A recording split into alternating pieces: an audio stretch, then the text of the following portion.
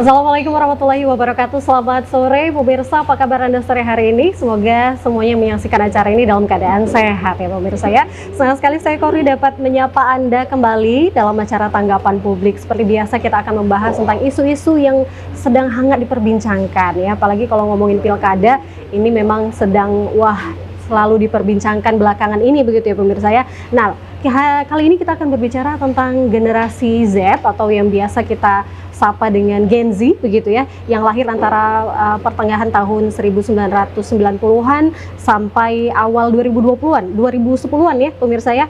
Nah, kini Gen Z ini menjadi kekuatan politik yang semakin diperhitungkan lah ya dalam setiap pemilihan umum termasuk pilkada juga. Nah, dengan latar belakang yang syarat dengan teknologi dan informasi, kemudian Gen Z ini memiliki cara unik juga ya pemirsa dalam menyikapi isu-isu sosial, politik, lingkungan, dan lain sebagainya. Lantas seperti apa keterlibatan dan pengaruh dari Gen Z ini dalam menentukan arah pilkada? Kita akan bahas sore hari ini dalam dialog tanggapan publik bersama dengan dua narasumber yang sudah hadir bersama saya di sini. Kita kenalan dulu dengan kedua narasumber kita. Yang pertama ada pengamat politik, kita hadirkan di sini pemirsa, ada Bapak Dr. Warjio. Selamat sore Pak Dokter, apa kabar Pak? Selamat sore, alhamdulillah baik. Sehat ya Pak ya? Sehat, terima kasih sudah hadir Pak Dokter. Dan kita hadirkan juga ya pemirsa Gen Z-nya ya pemirsa ya. Pemuda Sumatera Utara generasi Z, di sini ada Ahmad Dhani Lobi. Selamat sore Ahmad. Sehat? Sehat dong. Ini Gen Z ini semangat-semangatnya menularkan juga kepada kita semua. Mudah-mudahan semuanya yang menyaksikan acara ini juga semangat ya pemirsa ya. Baik, kita awali perbincangan yang menarik ini ya pemirsa. Tentunya pilkada ini sudah di depan mata. Kita lihat memang Gen Z ini adalah peluang yang sangat besar karena memang suaranya cukup banyak di tahun ini begitu ya. Saya langsung ke Pak Dr. Warjio dulu ya sebagai pengamat politik di sini. Kalau Pak Dokter memandangnya seperti apa ini ketertarikan Gen Z dalam dunia politik khususnya di pilkada tahun ini begitu Pak Dokter untuk pilkada 2024 kali ini. Ketertarikan Gen Z Pak Warjio melihatnya seperti apa? Iya, yang pertama tentu kalau kita bicara mengenai Gen Z ya, terutama di dalam konteks keterlibatan politik mereka, ini sebenarnya sangat potensial karena pertama umumnya rata-rata mereka ini memiliki peluang sebagai orang yang akan memberikan suaranya pada pertama sekali gitu. Betul. Yang kedua, jumlah mereka itu cukup besar di berbagai kota ataupun wilayah di Indonesia, terutama di Sumatera Utara. Dan itu potensi yang besar untuk bisa menarik atau didekati ya oleh para calon itu, sehingga kemudian suara mereka harus diakomodasi. Yang ketiga tentu dengan keberadaan mereka yang besar itu, tentu ini akan sekali lagi menarik perhatian dari sisi keterlibatan politik mereka gitu ya. Dari sisi peluang mereka untuk bisa berperan aktif di dalam berbagai aktivitas politik, terutama politik-politik praktis ya, dalam konteks legislatif, demikian juga pemilu ke presiden, demikian juga terutama di daerah terkait dengan pilkada. Jadi saya kira ini isu-isu penting, bagaimana kemudian bisa memberikan perhatian politik kepada mereka, sehingga kemudian mereka bisa beraktivitas gitu ya, sesuai dengan tentu saja keyakinan politik mereka. Karena bagaimanapun ketika mereka beraktivitas, saya kira hal yang harus dikuatkan adalah memberi keleluasaan mereka di dalam partisipasi politik mereka. Saya kira itu bagian penting dari pemahaman kita terhadap Gen Z, terutama dalam konteks praktis politik di Indonesia dan terutama di Sumatera Utara, saya kira seperti itu. Baik, terima kasih. Ini memang peluang yang besar karena memang jumlahnya cukup besar saat ini untuk suara dari Gen Z itu sendiri ya pemirsa ya. Kita tanyakan ke Gen Z-nya langsung ya di sini Ahmad, sebagai mewakili Gen Z di Sumatera Utara, pandangan Anda sebagai Gen Z begitu ya tentang dunia politik saat ini, tentang pilkada yang sebentar lagi kita laksanakan di tahun 2024 ini seperti apa begitu. Kemudian faktor-faktor apa sebenarnya yang melatar belakangi Gen Z ini dalam memilih salah satu paslon begitu. Baik, sebenarnya kita cukup tahu juga Gen Z ini kan terutama di Sumatera Utara juga cukup besar, gitu kan. Kami itu sekitar 27%. 27% sebagai pemilih, gitu kan. Jadi mayoritasnya adalah golongan usia 30 tahunan ke bawah sampai mungkin 17 atau 18 tahun. Jadi perlunya sebenarnya salah satunya itu adalah edukasi. Betul. Jadi banyak pemilih-pemilih pemula itu adalah dari Gen Z sendiri gitu kan. Anak-anak usianya 18 sampai 17 atau 19 tahun gitu.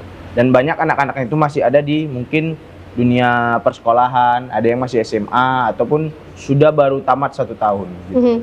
Jadi sehingga menurut kami sebelum kami itu didapatkan atau diberikan wawasan atau hal-hal kampanyenya dari bakal calon, seharusnya kami itu diedukasi dulu gitu kan. Tentang politik tadi, tentang pemilihan umum ini tadi itu apa. Jadi harapan kami mungkin sebagai Gen Z yang cukup tuanya, kami berharap mungkin elemen-elemen penyelenggara dalam pemilu adalah mengedukasi anak-anak Gen Z yang mungkin jadi pemilih-pemilih pemula. Gitu. Sehingga pandangan mereka tentang politik, pentingnya mereka memilih datang ke TPS itu apa, mereka tahu tujuannya itu untuk apa. Gitu. Nah, untuk mungkin teman-teman Gen Z yang usianya range-nya sudah mungkin 20 sampai ke 25 tahunan gitu. Mereka sudah paham gitu. Apa pentingnya pemilihan umum untuk diri mereka pribadi. Nah, maka saya memandang bahwasannya Gen Z ini mungkin berbeda cara daya tariknya dari generasi milenial dan generasi sebelumnya, gitu kan. Harus ada mungkin visi misi kampanye dari bakal calon yang memang nyentrik dan juga menarik sehingga anak Gen Z tadi itu bisa mengingat dan bisa menyenangi, gitu. Karena kami ini memandang kami itu bakal memilih saat ini minatnya itu karena menyenanginya dulu. Iya. Masih banyak Gen Z masih belum paham persoalan visi dan misinya tadi. Sehingga mungkin entrik-entrik kampanye politik yang dilakukan oleh si bakal calon tadi sebenarnya harus bisa membuat kami itu bagaimana bisa senang dan tertarik bagi si bakal calonnya tadi. Betul. Jadi ada hal-hal khusus yang diinginkan lah begitu dari Gen Z itu sendiri ya, yang berbeda dengan generasi milenial dan generasi sebelumnya seperti itu pemirsa. Kalau dari Pak Dokter menilainya seberapa penting edukasi politik kepada anak-anak muda kita ini begitu Pak Dokter, dan untuk sejauh ini sudah tersosialisasi tidak? Maksudnya sudah cukup teredukasi tidak anak-anak muda kita di Sumatera Utara tentang politik, tentang pilkada begitu menurut Pak Dokter? Ya, proses edukasi politik ya, terutama untuk Gen Z sebenarnya ini menurut saya itu peluangnya besar sekali dan bisa didapatkan dengan mudah. Ini berbanding terbalik misalnya kalau kita bandingkan dengan generasi sebelum-sebelumnya ya. Pertama, perubahan teknologi. Teknologi telah membuat terutama Gen Z ini mampu untuk bisa mengakses informasi apapun, termasuk informasi politik. Jadi calon-calon dari berbagai kalangan ya, itu tentu akan mudah diakses mereka kalau itu tersedia di media misalnya yang bisa diakses terutama melalui handphone gitu. Yang kedua saya kira juga secara institusional mereka harus bisa mendapatkan juga informasi dari lembaga yang punya kompetensi ya. Misalnya Bawaslu, KPU, perguruan tinggi yang itu memang mereka bisa mendapatkan gitu. Yang ketiga saya kira akses untuk pendidikan politik itu bisa dari mereka sendiri. Sebab Gen Z ini rata-rata terutama yang mereka kuliah ini kan punya organisasi-organisasi kelembagaan, institusi kemahasiswaan. Dan kita lihat mereka sepanjang pengetahuan saya itu mereka sangat aktif untuk kemudian bisa mencari informasi terutama terkait dengan politik. Jadi saya kira memang pendidikan politik yang baik akan memberikan cara pandang Gen Z ini untuk mereka bisa berpikir secara kritis gitu. Jadi kalau misalnya mereka tidak mendapatkan informasi, katakanlah tadi dari media, mereka juga akan tingkat apresiasi terhadap calon tertentu ini juga akan sedikit gitu. Pengalaman pemilu presiden yang lalu, salah satu faktor yang mempengaruhi kenapa partisipasi Gen Z itu cukup besar adalah satu ya, calon presiden yang lalu itu memasangkan ya calonnya itu juga yang muda gitu. Yang kedua, pendekatan teknologi terutama AI, artificial intelligence ini juga mempengaruhi sebab Gen Z ini sangat suka dengan berbau teknologi ya. Misalnya kemarin ya terusan saja itu misalnya bagaimana AI itu bisa menciptakan satu profil tertentu, katakanlah gemoy gitu dalam pendekatan AI itu saya kira cukup menarik juga gitu bagi Gen Z. Sehingga kemudian sifat Gen Z yang ingin tahu kemudian kreatif ini harus menjadi perhatian bagaimana kemudian produk dengan politik itu bisa mempengaruhi mereka. Nah, saya kira ini sinyal kuat bagi siapapun calon yang maju ya di pilkada ini harus salah satu memperhatikan itu. Karena kalau tidak, mereka bisa ditinggal juga oleh para Gen Z ini gitu. Ya, betul. Saya kira seperti itu. Betul sekali. Jadi memang ketertarikan dengan teknologi oleh Gen Z ini harusnya dapat dimanfaatkan dengan baik begitu ya Pak ya. Nah, saya kembali ke Ahmad di sini. Bagaimana cara Gen Z ini untuk memanfaatkan teknologi ataupun media sosial begitu ya untuk menggali informasi tentang pilkada, tentang politik begitu. Apakah itu sudah cukup efektif begitu untuk memberikan edukasi kepada kaum muda Gen Z begitu Ahmad? Baik, menurut saya Gen Z ini bahkan dalam kemajuan teknologi, menurut saya terlalu banyak dan terlalu cepat arus informasi yang tersampaikan kepada mereka, gitu. Sehingga hal-hal negatif dan positifnya itu bisa terus-terusan masuk ke dalam pengetahuan mereka tanpa ada space-nya, gitu. Makanya itu yang saya bilang tadi bahwasanya penting tadi ada peran dari lembaga-lembaga pemerintah untuk mengedukasi mereka lebih baik lagi gitu. Ya, karena kita tahu sosial media itu tidak bisa kita bendung gitu. Mana yang hoax, mana yang tidak gitu. Bahkan beberapa calon mungkin banyak yang entrik-entriknya menjelekkan salah satu calon ini gitu kan, membahasakan bahwasanya calon ini tidak pro Gen Z karena mungkin sistemnya sudah terlalu tua dan segala macam gitu. Nah, hal itu yang perlu harusnya dibatasin gitu kan, oleh mungkin para pengawas-pengawas pemilu atau pelaksana pemilu, sehingga benar-benar Gen Z ini teredukasi gitu. Bagaimana politik atau bagaimana cara pandang mereka kepada politik itu benar-benar yang terbaik gitu.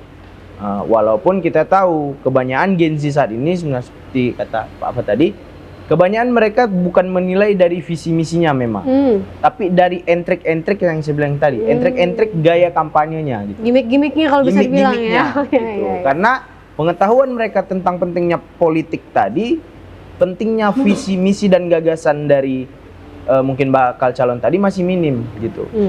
Sehingga hal itu yang banyak hari ini saya pandang, siapa yang mungkin entriknya paling menarik, paling membuat Gen Z tadi senang dan merasa ini relate nih, calon ini relate nih dengan kami gitu.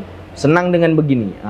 Sehingga itulah yang paling cepat dipilih sama Gen Z tadi. Cuman harapannya kami kepada calon-calon pemilih, walaupun entrik-entrik itu mereka lakukan untuk agar kami memilih mereka, tapi jangan lupa bahwasannya gagasan-gagasan dan visi misi mereka juga harus mereka laksanakan ketika mereka terpilih tadi gitu, dalam mungkin kemaslahatan dari anak-anak Gen Z tadi. Karena kita tahu anak-anak Gen Z ini ya paling terpenting pada saat ini adalah pendidikannya itu harus terbaik gitu kan, kesehatannya harus terbaik gitu. Jadi itu juga harus salah satu yang dicapai dari hasil politik kita tahun 2024 ini. Jangan hanya hal-hal itu hanya entrik untuk mendapatkan suara, tapi pasca dia terpilih nanti feedbacknya tidak ada. Betul. Gitu. Apalagi saya juga menekankan untuk teman-teman Gen Z mungkin yang sudah terjun ke politik gitu. Kita ada anggota DPR RI kita yang usianya sudah baru 22 tahun. Oh wow. Dia adalah Gen Z gitu. Harapannya jikalau ada Gen Z di sana, dia lebih bisa memberikan pemahaman dan wawasan. Gen Z ini harus diberikan benar-benar kemaslahatan untuk mereka itu yang terbaik gitu. Jangan hanya karena entrik-entrik politik saja yang dilakukan dan diberikan kepada mereka. Betul sekali ya. Jadi memang butuh juga edukasi secara langsung oleh lembaga-lembaga negara begitu ya, untuk mengedukasi para Gen Z ini supaya nggak termakan hoax yang sangat menyebar sekali ya di media sosial begitu ya. Saya kembali ke Pak Dokter, kalau Pak Dokter menilainya ini dengan banyaknya jumlah Gen Z menjadi pemilih pemula ataupun pemilih yang suaranya sangat dinantikan begitu ya oleh para pasangan calon di luar sana. Bagaimana cara pasangan calon di luar sana yang untuk memanfaatkan momen ini begitu, Pak Dokter? Apa yang perlu mereka persiapkan begitu? Iya, ketika kita tadi mendengar ya suara Mas Daniel itu kan suara Gen Z dong. Apa yang mesti dilakukan, dan itu sinyal kuat bagaimana semestinya calon-calon itu bisa mendengarkan ini. Betul, yang pertama tentu apa yang diinginkan ya Gen Z ini gitu ya. Kadang-kadang ketika misalnya calon-calon tertentu baik di pemilihan kepala daerah tingkat provinsi atau di kabupaten kota ini kurang memperhatikan apa yang diinginkan para Gen Z itu. Dan itu tidak bisa disamaratakan antara satu kota A dengan kota B gitu ya, antara satu provinsi yang lain dengan provinsi lainnya gitu. Artinya apa? Copy paste program itu juga akan menjadi bumerang, yang bisa tidak mendapat hal yang positif bagi calon jika misalnya mereka ngambil copy paste program yang lain. Karena apa?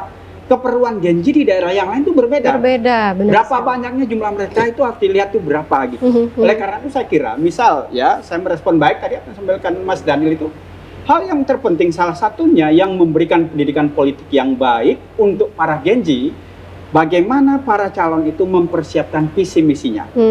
Dalam bentuk apa nantinya? Dalam bentuk program, terutama harus ada program-program yang real untuk para Gen Z. Salah satunya bisa didekati dengan pendidikan politik, dua terkait dengan teknologi, dan sekarang ini terutama E1 itu kan tidak bisa kita hindari itu. Dan Gen Z ini paling kelompok yang paling mudah mengakses. Karena apa? Mereka yang paling banyak selama ini berkaitan dengan teknologi, terutama misalnya teknologi itu ada di genggaman mereka melalui HP misalnya, kemudian juga melalui laptop gitu ya. Sehingga kemudian kalau mereka itu gunakan dengan baik gitu, itu akan bisa menjadi hal yang positif gitu. Karena tentu itu harus diwujudkan di dalam program visi misinya para calon itu. Betul sekali. Yang ketiga saya kira juga itu tadi ya, program-program itu tentu saja harus disesuaikan gitu dengan apakah representasi gitu ya. Representasi Gen Z itu sudah terwakilkan dengan calon tertentu. Ya, baik. Jadi ini satu hal yang penting menurut saya. Baik, akan kita lanjutkan kembali setelah jeda berikut ini. Pemirsa, kami masih akan membahas ya tentang Gen Z untuk menentukan arah pilkada. Sesaat lagi tetap bersama kami di Tanggapan Publik.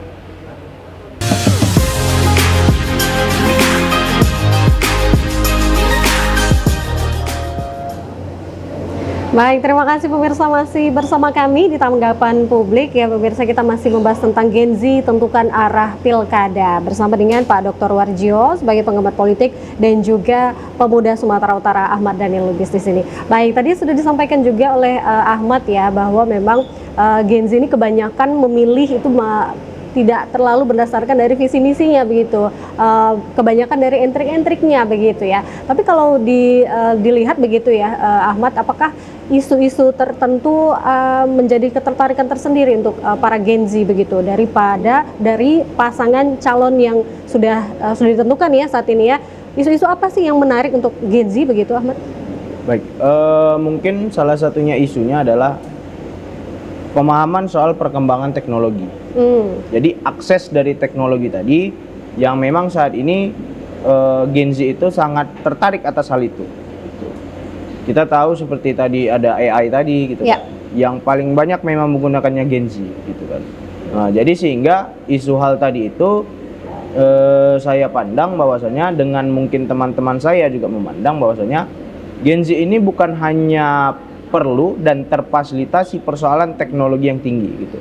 Cuman harapannya bagi nanti calon-calon yang akan menyalonkan diri begitu kan dalam pilkada tahun 2024 ini juga bagaimana mengkonsep dalam gagasan visi misinya, program-program ke depannya bukan hanya memberikan fasilitas tapi edukasi bagaimana menciptakan teknologi tadi.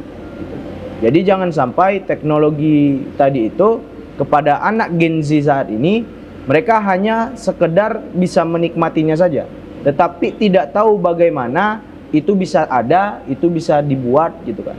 Karena kita tahu indeks dari anak-anak Gen Z mungkin saat ini yang mungkin masuk ke dalam perguruan tinggi gitu kan, atau standar dalam pendidikannya itu sudah cukup baik, itu masih minim gitu. Presentasinya itu masih sangat kecil gitu.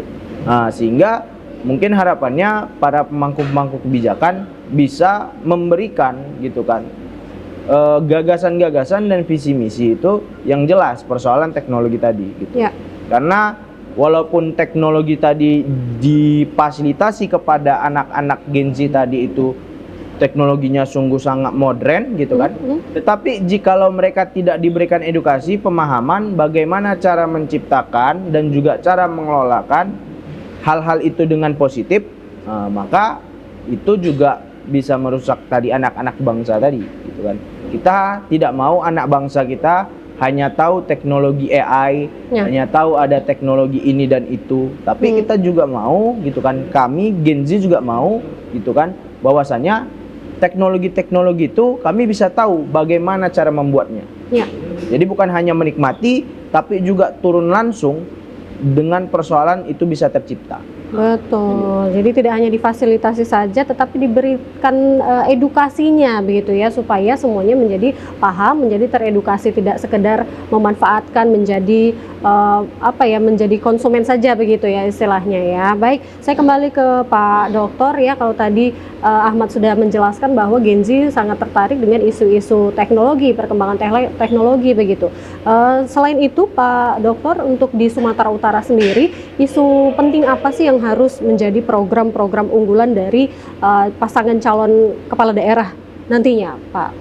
Iya, oke, tadi kita sudah bicara mengenai teknologi ya, bagaimana pentingnya yang harus dikembangkan terutama untuk para Gen Z ya. Yang kedua, saya kira hal yang perlu dilakukan sama juga apa yang diinginkan oleh masyarakat di Sumatera Utara.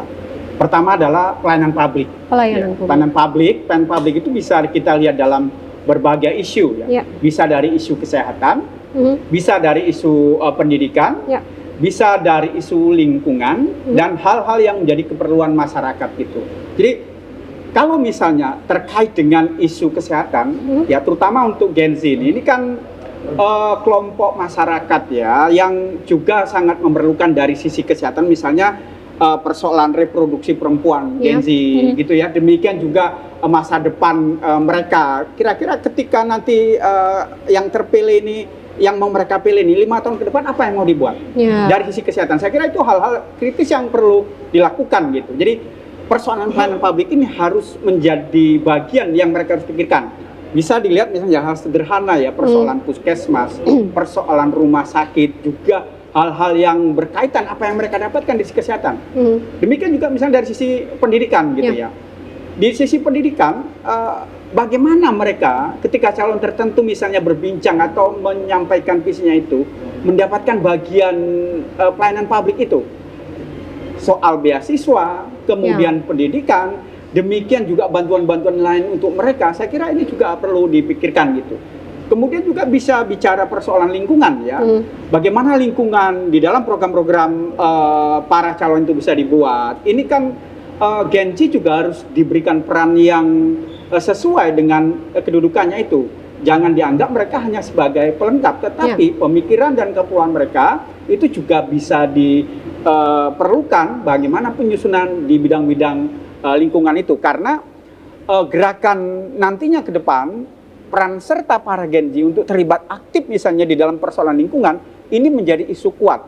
Sehingga kemudian program-program pembangunan ketika calon tertentu terpilih nanti misalnya, ini bisa merangsang ya para Gen Z ini untuk terlibat aktif. Jadi saya kira ini beberapa hal isu penting mereka ya, karena bagaimanapun kita tidak lagi memandang bahwa daerah di dalam kontestasi pilkada itu hanya daerah, tetapi punya connecting keluar, baik secara nasional ataupun secara global. Di mana peran Gen Z ini? Jadi saya kira itu harus diperhatikan betul para calon untuk kemudian bisa mengakomodasi kedudukan peran Gen Z di dalam visi mereka, terutama nantinya jika mereka terpilih. Saya kira seperti itu, dan Gen Z harus kritis ini, jangan menerima saja gitu ya. Sebab kalau di dalam politik, hal yang harus dilakukan pertama itu adalah janji politik. Tapi janji politik itu harus perlu dikritisi, terutama oleh para Gen Z. Saya kira ini menjadi bagian penting sehingga kemudian proses bagaimana membangun daerah ke depan dengan melibatkan para Gen Z ini bisa diakomodasi oleh calon-calon yang ada. Betul sekali. Jadi semua program-program itu harus menyasar langsung kepada Gen Z begitu, apa yang mereka butuhkan begitu ya, Betul, Pak Dokter ya. ya. Saya kembali ke Ahmad. Kalau tadi Pak Dokter sudah menjelaskan isu-isu penting yang harusnya diperhatikan oleh para calon kepala daerah nantinya. Kalau dari sisi pendidikan, menurut Ahmad yang mungkin ya sebagian besar Gen Z saat ini masih di usia pendidikan begitu ya. Apa yang diharapkan begitu ya dari sisi pendidikan? Apa yang perlu diperbaiki kah atau yang diinginkan Gen Z lah begitu untuk program calon kepala daerah selanjutnya? Baik, mungkin untuk para kepala daerah yang bakal mungkin berikut dalam kontestasi ini, sebenarnya hal yang terpenting adalah akses menuju pendidikannya tadi. Gitu. Ya berarti adalah biaya pendidikannya tadi. Jadi contoh misalnya di beberapa universitas kita kemarin lihat kejadiannya adalah demo dan segala macam, perkara dia mau masuk ke dalam perguruan tinggi gitu misalnya, karena uang kuliahnya besar dan segala macam. Nah di situ peran dari pemerintah daerah seharusnya. Jikalau pemerintah pusat gitu kan tidak bisa memberikan suatu bentuk solusi yang efektif bagi anak-anak Gen Z atau anak-anak bangsa ini, maka harus ada peran tangan-tangan kecil di daerah-daerah, yaitu pemimpin daerah-daerah. Betul. Sehingga pemimpin daerah tadi bisa mungkin menciptakan program dia itu seperti contoh misalnya beasiswa gitu kan, kepada anak-anak daerahnya gitu, yang mau kuliah dimanapun tapi mereka fasilitasi gitu. Tapi sehingga anak-anak yang mereka fasilitasi tadi gitu, ketika pulang ke kampungnya atau pulang ke daerahnya bisa benar-benar membenahi juga daerahnya gitu, dengan ilmu pengetahuan dan juga pendidikan yang ia telah tempuh dengan maksimal. Nah, jadi mungkin itu salah satunya adalah akses menuju pendidikannya. Yang kedua, benar seperti kata Pak Dokter tadi, bahwasanya pelayanan publik itu sangat penting gitu. Gen Z saat ini adalah orang yang paling serba pengen instan gitu.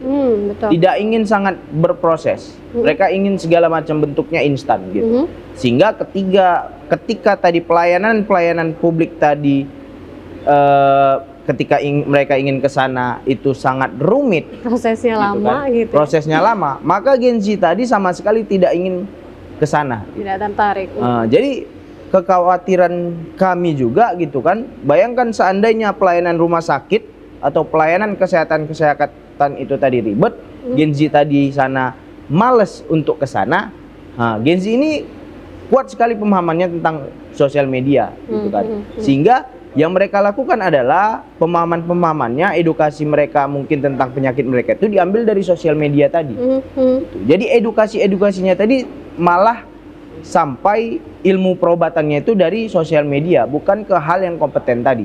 Jadi itu juga harus sebenarnya dipikirkan oleh pemangku kebijakan kita, gitu kan. Baru mungkin akses pelayanan publik yang lain mungkin tak transportasi, gitu kan. Nah, sebenarnya transportasi adalah hal yang paling penting yang mungkin kami teman-teman anak-anak Gen Z mungkin berpikir yang perlu dikritisi juga, gitu.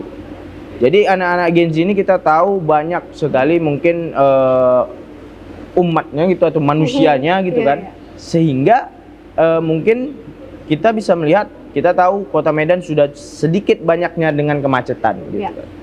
Jadi sehingga harus ada program-program dari calon-calon kepala daerah tadi, bagaimana Gen Z tadi itu terfasilitasi walaupun mereka tidak bawa kendaraan pribadi, tapi bagaimana bisa mereka mengakses dari satu tempat ke satu tempatnya tadi dengan cepat dan efisien gitu. Jadi hal itu yang harus juga dipikirkan oleh calon-calon yang hari ini mau menyalon. Betul. Jadi memang itu tadi kepala daerah, calon-calon kepala daerah harus benar-benar paham ciri-ciri dari Gen Z itu apa begitu ya, supaya memang suara mereka dapat terdulang dengan baik untuk Anda begitu ya, para calon kepala daerah nantinya. Baik, saya kembali ke Pak Dokter. Pak Dokter tadi sudah ada disampaikan oleh Ahmad ya, bahwa ada Gen Z juga yang sudah terlibat dalam dunia politik begitu ya, yang usianya juga masih muda. Seberapa pentingnya begitu Pak Dokter keterlibatan Gen Z ini dalam dunia politik, apalagi sekarang ini lagi tahun pilkada, sebentar lagi akan ada kampanye begitu. Pentingkah atau perlu nggak sih Gen Z ini ikut terlibat menjadi tim sukses kah begitu dalam kampanye begitu seperti itu dalam pilkada tahun ini begitu Pak Dokter?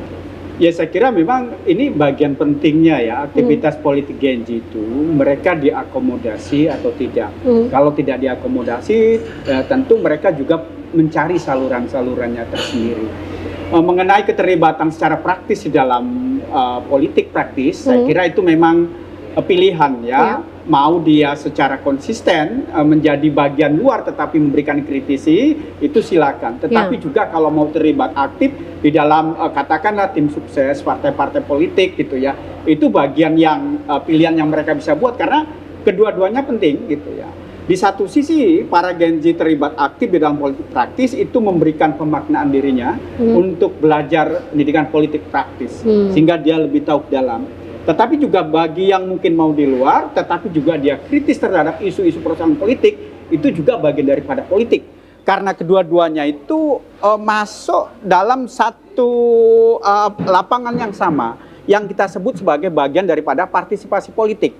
Intinya, di dua kelompok ini, Gen Z ya, baik yang dia mau terlibat praktis atau tidak, ataupun yang tidak atau berada di luar, ini bisa memperbarui atau bisa memberikan kualitas dari kebijakan-kebijakan publik yang ada. Contoh, misalnya kalau tadi ada beberapa Gen Z yang terpilih ya menjadi anggota legislatif baik di tingkat nasional ya di DPR RI ataupun di daerah kabupaten dan provinsi.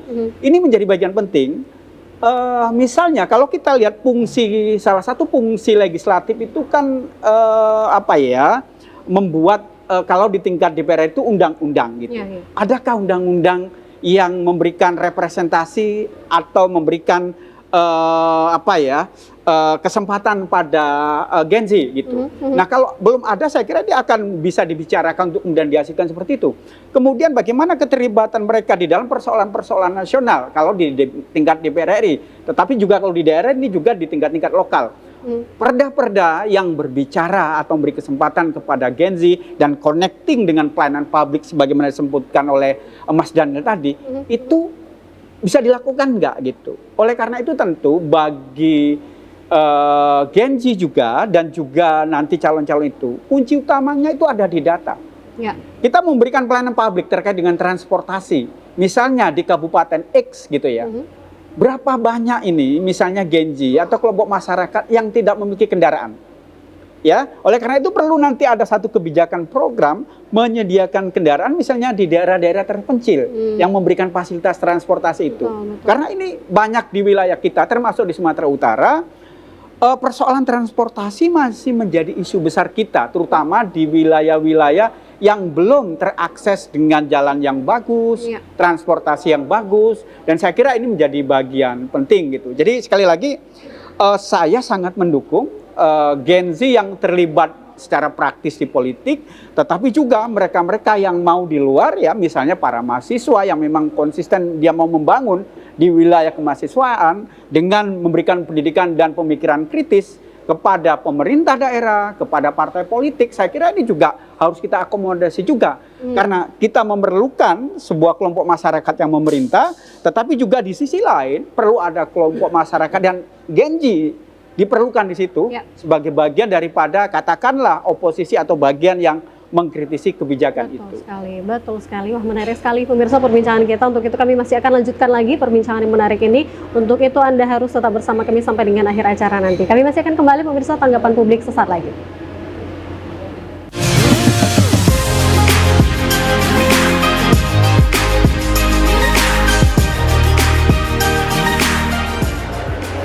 Terima kasih pemirsa masih setia menyaksikan tanggapan publik ya, kita sudah di segmen terakhir tapi kita masih ada waktu ini untuk mengulik kembali untuk tema kita kali ini yaitu Gen Z tentukan arah pilkada. Saya langsung saja ke Ahmad kembali untuk keterlibatan Gen Z di dalam pilkada. Begitu sebenarnya apa sih faktor yang mendorong Gen Z ini untuk ikut terlibat seperti di kampanye-kampanye? Kadang kan kita sering lihat tuh anak-anak muda ikut turun kampanye salah satu pasangan calon gitu. Apa faktor yang mempengaruhi Gen Z ikut terlibat aktif dalam pesta demokrasi pilkada begitu? Baik.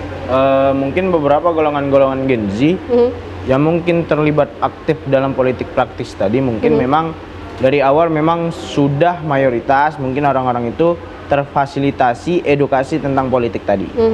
Mungkin salah satu faktornya Satu adalah orang tuanya itu mungkin adalah ikut kontestasi tadi, sehingga ia akhirnya terjun, membantu juga memberikan pemahaman tentang Gen Z sama orang tuanya, sehingga ia bisa juga melibatkan teman-teman Gen Z-nya tadi.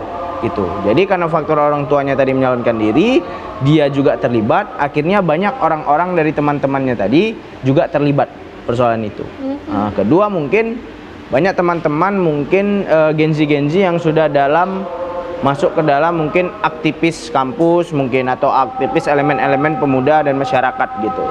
Nah, kebanyakan mereka memang terlibat persoalan itu karena sadar bahwasanya mereka sudah cukup merasa jengkel dengan politik-politik atau kampanye-kampanye yang mereka pandang tidak adanya efeknya sama mereka gitu. Sehingga mereka terjun ke sana, mereka melihat mungkin salah satu paslon ada yang bisa sejalan dengan mereka, sehingga mereka terlibat ke dalam situ. Ini. Banyak faktor lah ya yang mempengaruhi Gen Z ini ikut terlibat berperan dalam pilkada begitu ya pemirsa ya. Baik. Nah kalau untuk yang akan terpilih nantinya ini ya, calon-calon kepala daerah yang akan terpilih ini, kalau dari Pak Dokter harapannya apa nih untuk Sumatera Utara khususnya ya Pak Dokter ya? Saya melihat sekali lagi ya, untuk para calon jangan melihat para Gen Z ini hanya sebagai objek ya. Kalau di dalam bahasa politik itu adalah sebagai pasar politik gitu. Jadikanlah mereka sebagai sebuah subjek yang potensial, yang memiliki peran besar untuk bagaimana bersama-sama diajak membangun bangsa ini, terutama untuk membangun daerah jika kita kaitkan ini misalnya di pilkada gitu ya. Sebab apa? Bukan saja karena jumlah mereka yang besar, sehingga kalau mereka dilibatkan dalam konteks partisipasi politik, itu akan lebih memudahkan. Karena apa? Dukungan yang kuat dengan jumlah mereka yang besar. Yang kedua, saya kira kita harus pahami mereka ini merupakan calon-calon pemimpin bangsa ke depan. Betul sekali. Kalau mereka diberikan kesempatan gitu ya, dengan kemudian mengakomodasi apa yang mereka inginkan dalam bentuk program, saya kira ini menjadi sebuah gerakan yang besar, seperti bola salju yang nantinya akan membawa kita maju ke depan gitu. Dan saya berpikir bahwa walaupun kita berbicara pilkada, tetapi kita juga harus membangun persepsi bahwa di tingkat lokalitas ini juga harus dibangun link secara global, sehingga kemudian para Gen Z ini punya akses bukan saja secara lokal, tetapi juga nasional, dan lebih penting punya akses ke tingkat global, sehingga kemudian persiapan itu oleh para paslon yang terpilih nanti itu harus dibuat dalam bentuk program-program yang mengakomodasi mereka. Saya kira itu. Betul. Baik, saya ke Ahmad. Kalau Ahmad sebagai Gen Z dan mungkin bisa menyuarakan juga Gen Z yang di luar sana untuk saat ini kepala daerah yang sebelumnya ataupun yang saat ini masih berlangsung, apakah kalian sebagai Gen Z itu sudah merasa puas atau ada yang harus dikritisi, dan kemudian harapan untuk calon kepala daerah mendatang yang terpilih seperti apa begitu Ahmad? Mungkin kalau berbicara mengenai track record atau masa lalu orang yang menjabat, anak-anak Gen Z itu tidak terlalu suka membahas persoalan itu.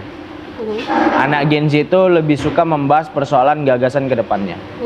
Apa yang terjadi ke depannya.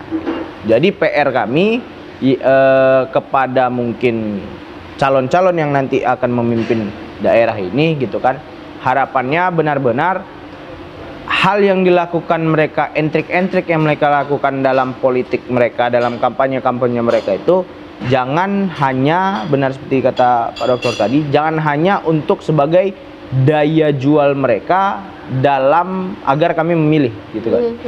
Kami tidak mau hal itu gitu, karena Gen Z ini orangnya cukup mengingat juga atas sesuatu hal gitu kan. Jadi sehingga jikalau mereka melakukan seperti itu, maka kedepannya, pasca kedepannya itu pasti ada hal-hal yang dilakukan oleh Gen Z tadi itu dalam membalaskan mungkin dendam atas komitmen yang tidak terpenuhi dari calon yang mereka pilih tadi. Gitu. Nah, jadi sehingga kalau memang pemimpin-pemimpin kita saat ini ingin benar-benar bahwasanya bangsa ini menjadi gagasan emas tahun 2045, maka jangan lagi gunakan entrik-entrik politik tadi untuk membeli suara-suara para Gen Z tadi. Tapi benar-benar hal yang mereka sampaikan, entrik yang mereka sampaikan gitu, benar-benar diciptakan mereka, dilaksanakan mereka pada saat nanti mereka menjabat gitu. Sehingga jikalau mereka lakukan gitu, maka generasi ke depannya gitu kan bakal benar-benar maju gitu. Sesuai gagasan negara ini, yaitu Indonesia bakal menjadi emas tahun 2045 gitu. Jadi kalau misalnya mereka tetap melakukan entrik-entrik tadi itu hanya untuk kepentingan mereka pribadi gitu kan, agar kami bisa memilih mereka dan terjuallah suara kami, ya tidak ada lagi Indonesia emas tahun 45 gitu kan. Yang ada Indonesia cemas-cemas tahun 2045. Mudah-mudahan gitu. enggak ya. Jadi ya harapannya semua gitu kan calon pemimpin-pemimpin daerah mungkin yang ada di Sumatera Utara terkhususnya, mau itu orang lama atau orang baru, anak muda atau orang kaum tua gitu kan, harus sama-sama berpikir tentang masa depan. Karena jikalau masa depan bangsa ini mereka pikirkan, pasti prioritas pertama mereka adalah kami gitu kan, anak-anak Gen Z yang benar-benar perlu teredukasi gitu. Karena bangsa ini akan menjadi maju atau generasinya akan lebih maju dimulai kan bukan orang tuanya diperbaiki, tapi adalah anak-anak mudanya diperbaiki gitu kan, dari segi pendidikannya gitu kan, dari segi edukasi gitu kan, ataupun fasilitas-fasilitas publik yang lain, sehingga kami itu bisa menunjang kehidupan lebih baik lagi. Mungkin seperti itulah mungkin pandangan kami anak-anak Gen Z yang ingin kami sampaikan, utarakan kepada calon-calon pemimpin pilkada. Jadi siap untuk menghadapi tantangan di masa depan gitu ya Ahmad ya. Baik, saya kembali ke Pak Dokter. Pak Dokter, harapannya untuk generasi Z ini, Gen Z ini yang nantinya bakal menjadi pemimpin-pemimpin di kemudian hari begitu. Apa nih harapan untuk Gen Z begitu? Satu dari si Gen Z-nya ya, saya berpikir bahwa mereka harus tetap kritis mensikapi berbagai persoalan, terutama calon-calon atau paslon yang ada di dalam konteks pilkada itu. Jangan mau diiming-imingi hanya sekedar mimpi, tetapi harus betul-betul mengkritisi apa yang mau dibuat melalui visi misi mereka itu. Yang kedua, saya kira juga dari si calon, sekali lagi, pandanglah mereka para Gen Z ini sebagai kelompok yang punya potensi, sehingga mereka bisa diberdayakan dengan baik. Karena apa? Mereka jumlahnya bukan saja banyak, tetapi punya potensi yang besar untuk kepemimpinan ke depan. Dan itu bisa terwujud kalau kemudian para paslon itu mengakomodasinya dengan program-program real yang bisa memberikan kesempatan luas kepada para Gen Z. Saya kira kalau itu dilakukan, sekali lagi, mengutip istilahnya Mas Daniel tadi ya, hal positif itu akan mereka ingat. Sehingga kemudian kalaupun misalnya paslon itu terpilih dengan mengakomodasi para Gen Z itu, ke depan saya kira itu punya peluang untuk kedua kalinya. Saya kira seperti itu. Nah, kalau menurut Pak Dokter, tantangan ke depan yang dihadapi Gen Z untuk memimpin negara kita Sumatera Utara, khususnya ya untuk pilkada di tahun-tahun yang akan datang, Gen Z inilah yang akan memimpin. Tantangannya apa yang akan mereka hadapi ke depan? Satu, kemampuan literasi politik. Literasi politik ini yang saya maksudkan adalah kemampuan bagaimana melihat potensi dan kemudian peluang serta tantangan yang dimiliki baik di sekitar wilayahnya, di dalam konteks nasional, bahkan kemudian global. Kalau mereka memahami ini, saya kira mereka, para Gen Z ini akan mempersiapkan dirinya. Termasuk tadi isu-isu persoalan, bukan isu, tapi malah sudah menjadi hal praktis, perubahan teknologi yang demikian cepat melalui artificial intelligence itu, sehingga kemudian mereka bisa berperan serta. Dan saya kira di Indonesia dengan sistem politik yang demikian akan memberi kesempatan kalau mereka ini diberi kesempatan yang luas berpartisipasi dalam kontestasi politik yang lebih real. Saya kira seperti itu. Dan saya terakhir ke Daniel, mungkin kesulitan ada tidak yang kalian hadapi untuk berpartisipasi aktif langsung di dunia politik begitu, khususnya untuk pilkada? Baik, mungkin beberapa hal sulitnya kami terjun ke dalam politik praktis karena tadi mungkin salah satunya kami dipandang literasi politiknya tadi masih sungguh sangat kurang. Itu pertama. Kedua, mereka mandang bahwasanya jikalau kami yang memimpin mungkin masih belum bisa mengkoneksikan suatu gagasan-gagasan politik dari orang-orang yang kita sebut saja elit-elit politik tadi. Ya. Karena kita tahu Gen Z ini adalah kaum yang memang sangat sulit diatur gitu kan. Sehingga hal itu mungkin yang dipandang oleh elit politik tadi bahwasanya hal ini masih belum bisa terlibatkan sama mereka gitu kan. Banyak mungkin anak-anak Gen Z yang terlibat dalam politik praktis, cuman yang saat ini saya lihat sangat minim yang ia terlibat sebagai pelaku yang menyalonkan diri gitu kan. Masih banyak-banyakan mereka itu jadi tim-tim pemenangannya gitu kan. Iya. Nah, dan hal itu pasti dilebar tangankan oleh calon-calon tadi. Mereka pasti mau Gen Z tadi itu mereka itu jadi tim pemenangannya mereka. Karena jikalau ada anak Gen Z-nya di situ, maka kan untuk meraup suara dari anak Gen Z-nya tadi itu bisa lebih mudah. Betul. Nah, seperti itu. Nah, hal itu yang saya sayangkan. Tantangan politiknya adalah ayo gitu kan, para mungkin elit-elit yang ada dalam menguasai kontestasi politik ini, pandanglah kami ini bahwasanya kami ini penting dan bisa berperan aktif gitu kan dalam politik praktis tadi gitu kan. Kebanyakan memang kita tahu anak-anak Gen Z mungkin yang terlibat dalam politik praktis yang ikut menyalonkan diri itu mungkin karena background dari orang tuanya memang sudah itu. Jadi terfasilitasinya juga lebih mudah. Betul. Gitu. Nah, sehingga harapannya kami ini betulan hal terpenting sebenarnya yang dari tadi memang kita bicarakan adalah edukasinya tadi. Edukasinya dulu. Kami pun tidak mau kami terjun ke sana menjadi orang yang memangku kebijakan di sana tapi tidak punya kompetensi Tidak dan paham, literasi yang cukup gitu. Betul sekali, baik. Sehingga hal itulah yang kami inginkan dari calon-calon nanti itu ke depannya. Baik, luar biasa sekali. Terima kasih atas waktunya Ahmad dan juga Pak Dr. Warjio, ya luar biasa sekali. Mudah-mudahan keterlibatan dari Gen Z ini dapat menentukan arah pilkada ataupun politik dan arah kebijakan tentunya ya untuk kemajuan daerah Sumatera Utara khususnya, begitu ya pemirsa ya. Baik, terima kasih. Saya Kori pamit undur diri. Wassalamualaikum warahmatullahi wabarakatuh. Selamat sore, sampai jumpa. Waalaikumsalam.